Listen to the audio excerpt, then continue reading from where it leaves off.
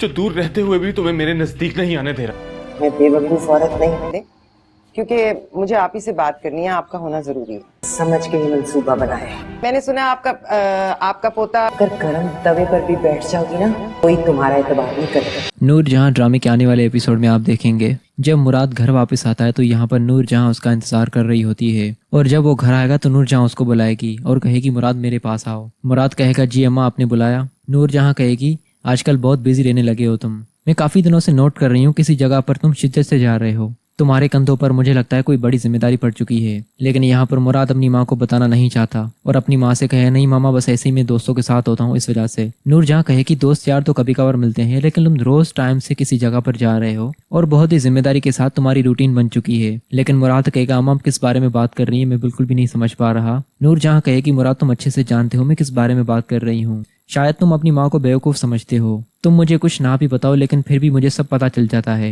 आजकल तुम नूर बानो की दी हुई जमीनों का ख्याल कर रहे हो ना, और काफी लगन के साथ उसकी जमीनों पर ध्यान दे रहे हो। आखिरकार वो तुम्हारी बीवी जो है, और यहाँ घर में मैं तुम्हारा सारा दिन इंतजार करती रहती हूँ, तुम्हें अपनी माँ की तो अब जरा सी भी फिक्र नहीं रही। यहाँ पर मुराद कहेगा नूर मामा ऐसी कोई भी बात नहीं है, बस उसके ऊपर जिम्मेदारी काफी ज्यादा थी इसलिए उसने कुछ जिम्मेदारी मेरे ऊपर डाल दी, और अब जाहिर सी बात है हम दोनों मियाँ बीवी हैं, तो अगर इकट्ठे मिलकर काम करेंगे तभी कामों का बोझ कम हो पाएगा। लेकिन यहाँ पर नूरजहां उससे कहेगी कहीं ऐसा ना हो कि तुम बीवी की गुलामी करने ही न लग जाओ। ये बात सुनकर मुराद को थोड़ा दुख भी होगा और गुस्सा भी आएगा, क्योंकि यहाँ पर नूरजहां अपने बेटे से काफी रूड अंदाज में बात करती है। वो चाहती है कि मुराद अब मेरे हाथों से बिल्कुल निकल चुका है, अब वो हर तरह का डिस्कस अपनी बीवी से करने लगा है, यहाँ तक कि उसके दिए हुए काम भी अच्छे से सरंजाम दे रहा है। इस तरह कभी भी मेरा बेटा पाबंद नहीं था और कभी इसी तरह जिम्मेदारी उसने नहीं निभाई, लेकिन आज जब उसकी बीवी का हुक्म हुआ है तो उसने घर में टाइम देना ही बहुत कम कर दिया है। यहाँ पर मुराद अपनी माँ से कहेगा अम्मा अगर मैंने जमीनें संभाल ली तो कौन सा गुनाह कर लिया, और वो जमीनें मेरे चाचा की हैं और उसी चाचा की बेटी से मेरी शादी हुई है,